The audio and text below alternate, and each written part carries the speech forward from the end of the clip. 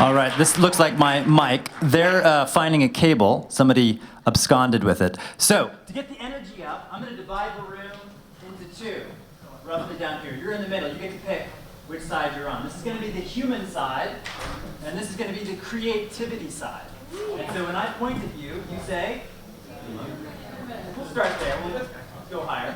And if I'm down low, whisper.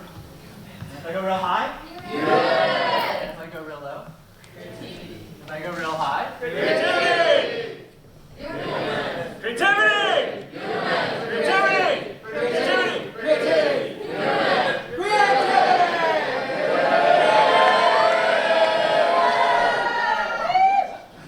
Oh, they haven't fixed it yet.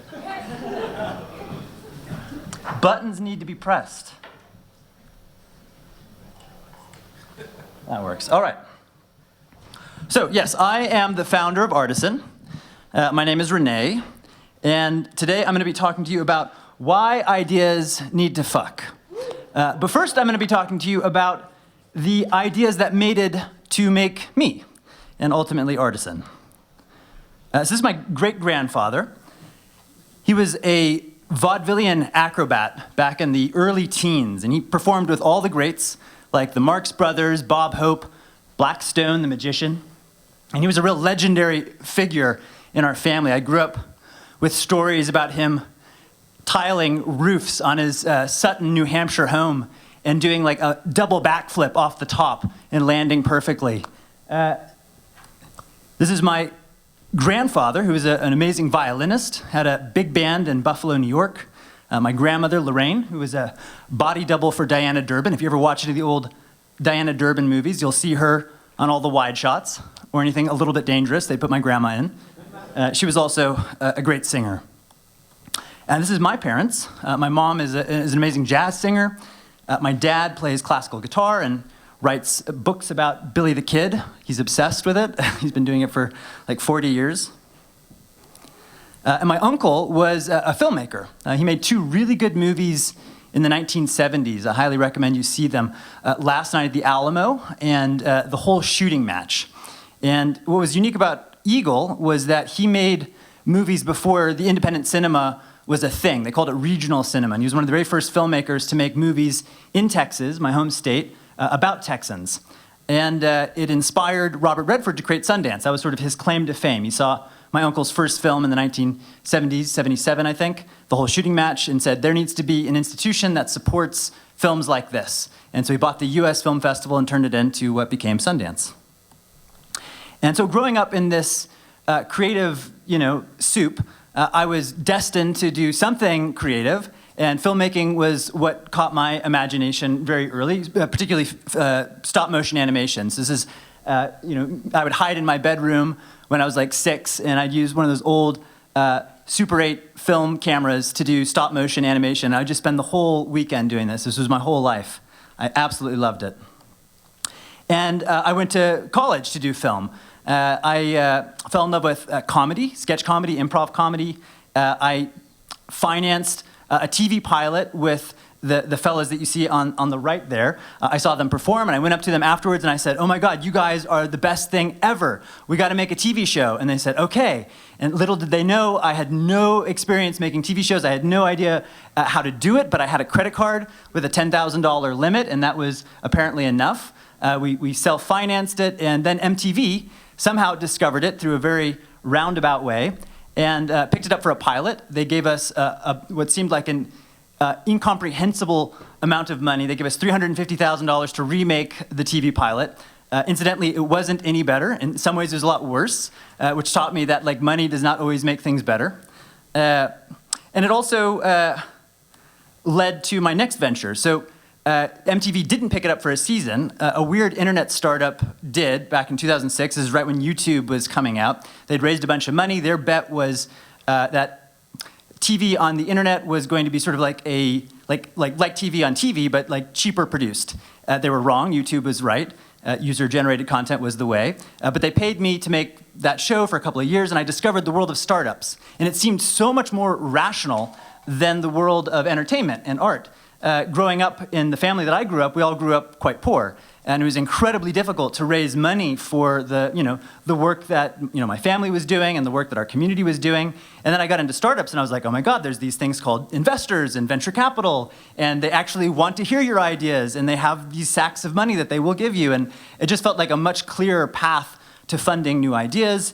And I was excited about these new ideas too, of taking all the stuff that I'd learned as a filmmaker, how to work with a team of multidisciplinary people, how to go on a creative adventure, how to make something new that didn't exist before. It felt like I could take those learnings and apply them to making products and making companies.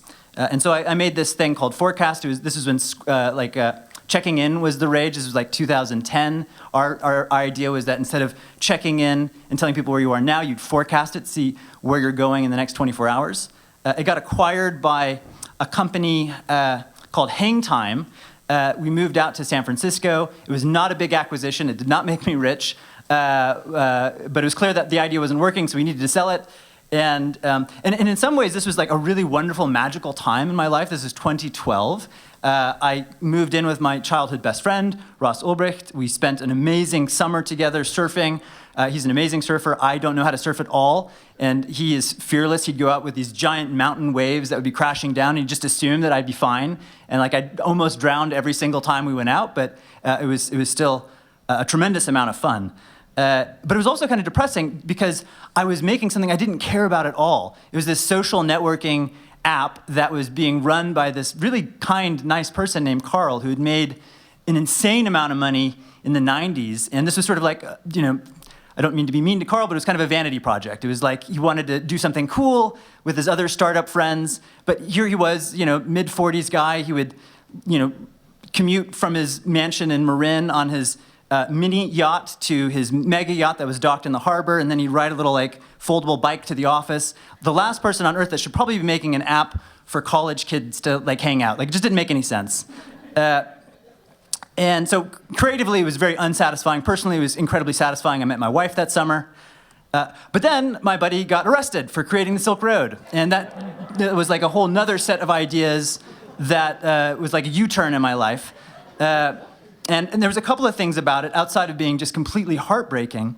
But it was a couple of brand new ideas that mated with all the other ideas that led to where I am now. And one of those was crypto. I had heard about crypto through Ross. Ross was incredibly conscientious and knew that he'd be putting everybody at legal jeopardy if he told anyone what he was doing. So even though we were living together, I had no idea.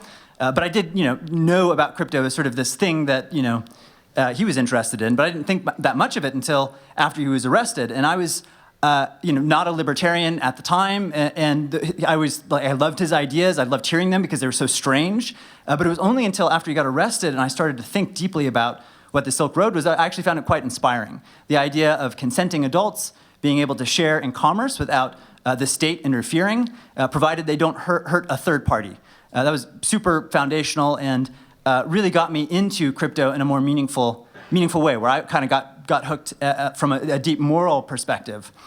And the other thing was that Ross was willing to bet it all. He worked on an idea that he cared about so much that he was willing to take tremendous risk. And it made me look at the stupid app that I was building with fresh eyes and was like, what am I doing with my life? I have to spend my energy on the thing, hopefully I don't get arrested, but I have to spend my energy on something that I care about so much that maybe if I did, it would be worth it. And that's where Artisan came from. So as you already saw, I grew up with all these creative people around me. I saw how difficult it was to raise money for creative ideas. I helped artists raise millions of dollars. I realized that it was just completely broken, and I wanted to fix that. And the more I spent time understanding the problems that artists and filmmakers and people in the entertainment industry face, the more I realized that it was really the same set of problems, but a different flavor that scientists faced. And the same set of problems, even though startups have a healthier capital formation structure, it's still quite exclusionary. You have to be an accredited investor to put money in. There's all of these gatekeepers. So it really made me realize that we're all part of the same tribe. And that's another big idea that I have built my life around, which is that I think I think artists, entrepreneurs, scientists, and engineers, we're all part of the same tribe. And these are the folks that are pushing humanity forward. They're the ones who are making the world rich.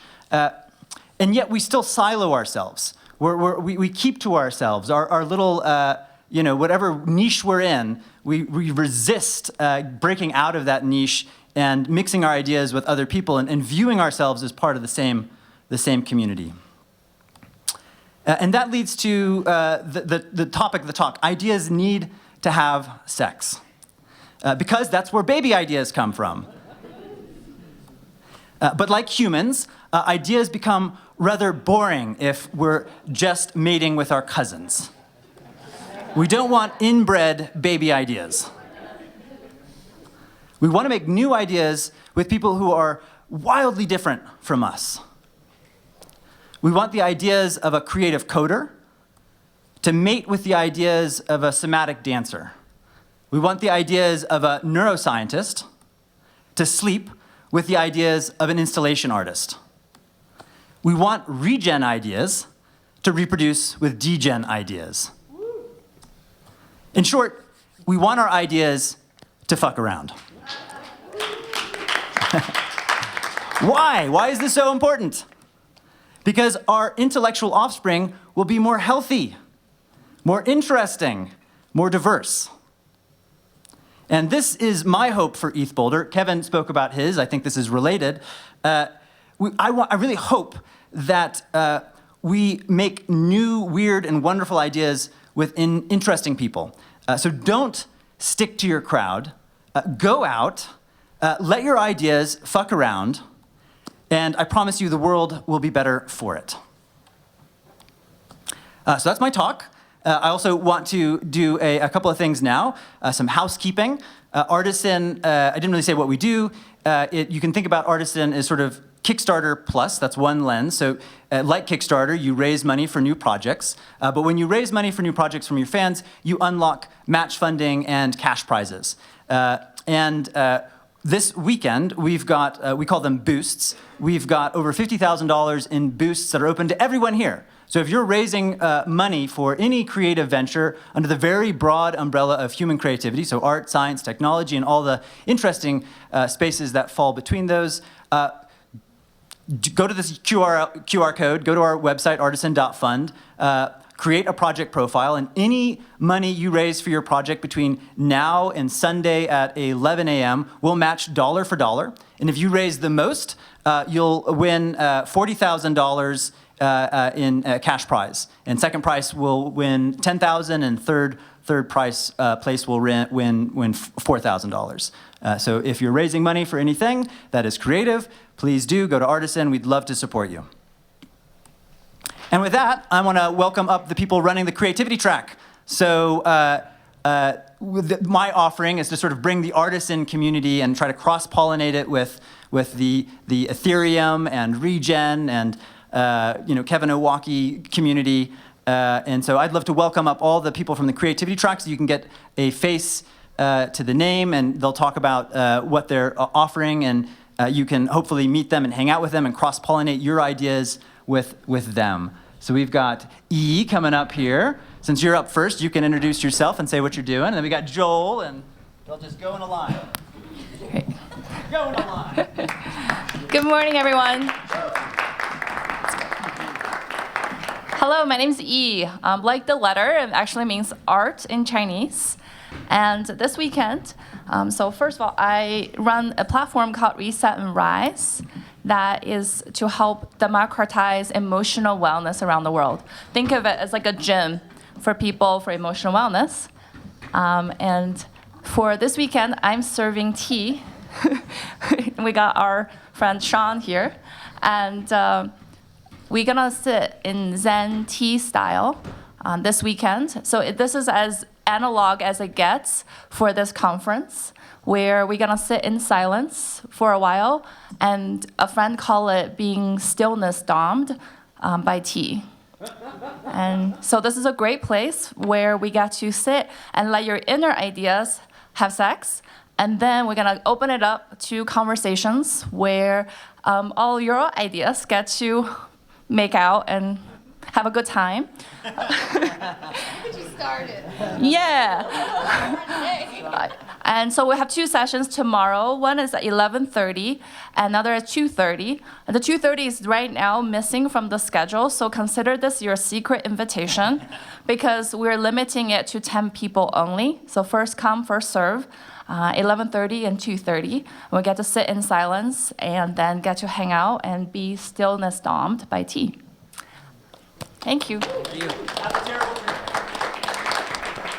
All right, I'm not going to use a microphone because I hate microphones. My name is Sven. I'm the founder of Incented. I have a very big place in my heart for the artisan community. We participated last season. I'm going to probably try to get on there again. Season before last with Incented. But the best way to figure out what I do is actually to participate in the collective manifesto we're building this weekend. And I'm going to hang this right when you walk up the stairs, and I have flyers, so don't worry if you don't catch the QR code. But we want to figure out what ETHBoulder means to all of us together, right? So very simple, 30-second, you just record it. It's going to be on Incented afterwards. There's $200 on the line for all of you who participate, just as a little carrot. Yeah, so that's what we do. And we're going to turn this into what? We're going to turn this into a song, okay? And we're going to turn it into a song that we're all going to sing together in the closing ceremony, okay? So my name's Joel. I came from Seattle. I do crowdsourced choir. They're participatory singing experiences. I've always wanted to do an experiment where we take collective inputs, write a song together, have the song emerge, and then we're going to sing it and record it with your consent together to close this up. So we need you all to be here to raise the vibe. We're going to take all of the inputs through this QR code, through the manifesto. So are we going to deliver the manifesto too at the end? Okay, so we're going to deliver the manifesto, then we're going to sing the manifesto together. That'll be here on Sunday. It'll be one big creative orgy.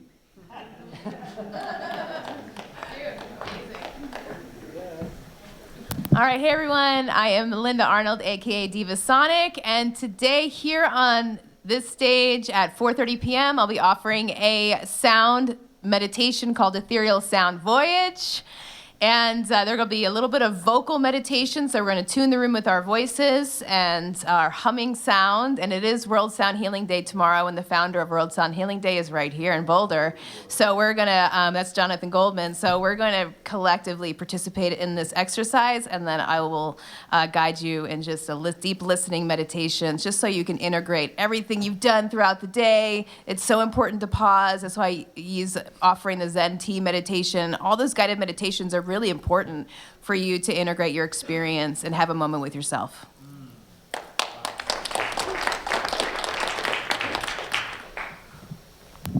Hello, my name is Joe. This is Katya. We kind of got 4 of us. We got a bigger group, Fab 4 here. This is Daniela, and that's Paulina. And to talk about what we're gonna do, I'm just going to pose a couple of hypotheticals for you guys. It seems like everyone here is like super well-traveled. A lot of artists, a lot of creatives, a lot of tech nomads. So I'm assuming everybody's moved around a lot. So here's a hypothetical for you. What if in 30 years you decide to travel to Egypt? And you go to Egypt, you're excited to see the pyramids, you're excited to see the Sphinx. And when you finally go, you're like, it's time to go to Egypt. I'm retired, I'm older. You see a new Sphinx there. A Sphinx you've never read about, you've never heard about it before. And when you look at its face, it has the face of Peppa Pig. Would that be crazy? Would that ever happen? Is that outlandish? Well, we don't know if it's outlandish, you know? It's something to think about. Because maybe in 1,000 years, right, the people of 1,000 years later, they'd look at Peppa Pig and say, wow, that's real art. That's history right there.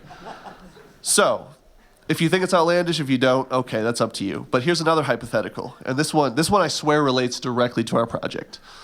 Say you go to Guatemala next week. That's your new vacation. You want to go to Guatemala and you want to learn about the Mayan civilization and their ancient culture.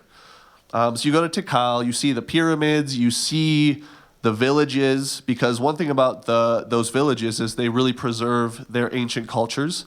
They actually still wear ancient garbs. So if you were to go to some of these villages, you'd actually see people wearing literal like ancient Mayan garbs. So what if you do that? You go there, you notice the garbs, and you look closer, and you notice that there are actually emojis on these ancient garbs, that someone took the time to weave into them. Would that be ridiculous? What about Benny the Bull? For those Chicago, anyone from Chicago here? Originally, yes. Okay, we got one. So you know Benny the Bull, he's the red icon of the Chicago Bulls. He mean mugs you, he looks really angry. What if I told you you would see ancient Mayan garbs with Benny the Bull on there, mean mugging you? Would that be crazy? I don't know, Katya. I'm sorry, Daniela, is that crazy? Let's find out. Yeah, well, this is actually something that is happening in our country right now because of migration. There's a lot of indigenous communities that are migrating to the United States, so we're looking at a very peculiar phenomena that is this interwoven symbols, and we want to explore it, but we want to do it in a way that is very respectful and actually gives the people that are weaving these symbols on their garments the possibility to tell the story how they want to tell it, because we found it very outlandish ourselves, but we actually have to question it from a point of view of the locals' perspectives, because if they are deciding to use these symbols, it has to signify something, it has to symbolize something. And so we are a very diverse, multidisciplinary group. Here we're accompanied by musicians, artists, anthropologists, scientists, and we've figured out a way to create documentary films without being extractivists in our process, and actually decentralize the ownership of the material and footage. So if you want to check like a little glimpse of the actual workshops that we're gonna do for the documentary film, you can come over and we can ask ourselves what identity means, what wearing something means to us, and collectively build a new narrative of everyone involved in this space.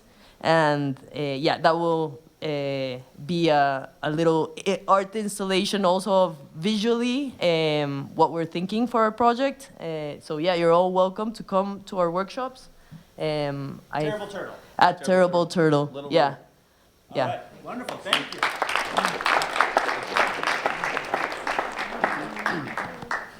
Hey everybody, I was told to go fast, so I'm going to try to make this very quick. My name is Humpty Calderon. I'm here with David Hernandez. We're both stewards of the on-chain creators movement. I've been in the space of traditional social tech and creativity space for 15 years, working with traditional media platforms, on-chain media platforms. And the one thing that I've discovered is that it's a very extractive process to creators. So we decided to fuck around and find out, since we're talking about fuck a lot, and find ways to support creators directly. So we host events worldwide where we invite creators to come with us and learn about crypto, but throughout that process, apply their voice to tell the story of what crypto is, because we also believe that crypto is telling its story in a way too technical way. There's definitely more cultural ways to tell that story, and so in that way we're participating at ETHBoulder. We're hosting the On-Chain Creator Challenge. We're downstairs. We'll also be at the Terrible Turtle. If you're creating content, join us, and we'll reward you through some of the funds that we raise with some of our partners. ETHBoulder and Scented have been some of the amazing partners here that have supported us to host this event here. So thank you very much. $500 on the line for that one too. Wow. Hi, folks. My name is Devinder. I'm here with Lexi. She's got her own thing, so she's going to talk about that. Real quickly, I'm just going to share some of my experiences, mostly about how creativity is really like oxygen for explosive growth in companies. And I'm going to do two different takes on it. One's going to be with the creativity track. That's the gist of it, since we're going fast. Thanks. Hey everybody, my name is David Hernandez. I'm part of On-Chain Creators, but additionally I'm a creative producer and analog photographer, and so I'll be doing a Faces of ETHBoulder activation, so I'll be taking portraits of people. So if you see me, flag me down if I didn't take your photo yet, but I'll be, since I'm going quickly, that's it. Hi guys, my name is Lexi. I'm going to be doing a collaborative mural at the Terrible Turtle. So the kickoff for that is supposed to be 15 minutes ago, but I'm just going to go over there after this. Come by and help me fuck up the wall. What's up, y'all? My name is Willy Wonka. I'm a co-founder of BlinkSpace, which I'll be demoing tomorrow, and I just started a new role as head of product at Venice.ai this past week. It's like ChatGPT, I think, man. But not only anonymized access to like OpenAI and Anthropic models, but you can have fully private access to open source models, as well as access to uncensored models. Tomorrow, we're going to be doing a tie-dye swag happy hour in the park across the street, if it's sunny. If not, we got Terrible Turtle as a backup. So if you got a tan swag shirt, or if you just want to bring some other swag that you have to tie-dye it, typically light colors or natural fabrics work the best, but it's pretty flexible, and if there's graphics on there, that's fine. Should be a great time. Counting on you guys to bring the vibes. It'll be a great opportunity to hang out, get to know people, and create a unique piece of swag that you can rock forever. See you there. Hey y'all, I'm Gage, and I'm doing a dance performance at the Terrible Turtle. When we started, the original question was, what does creativity look like? And for me, the most classic version of that is the dance. So I'm doing like an improvised thing with two of my favorite musicians of all time, Scott Murphy and Summer Krinsky. They're both incredible, and come through. I've bought a number of guns. Come shoot me while I dance. That's Saturday evening. We're gonna get. Yeah, that's right, right? Yeah, that's Saturday evening. We're going to have a lot of fun. Come through. Hey, everyone. I'm Summer. I'm going to be playing drums for Gage's dance, so definitely come by. And then I'm also going to have an audience-activated sound and light rave installation. So you'll be able to control the music with flashlights and play. You create the rave. So that'll be tomorrow at the Terrible Turtle.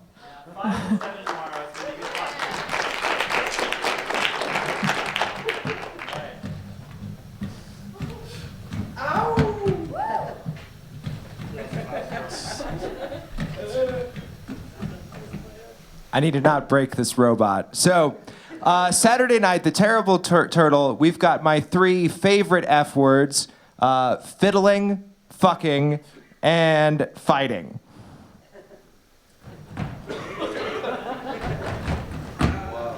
Yep, so come on down Saturday night, bring some money, we're gonna get some DJing in our Regen, and have a good old-fashioned robot fight. Thank you.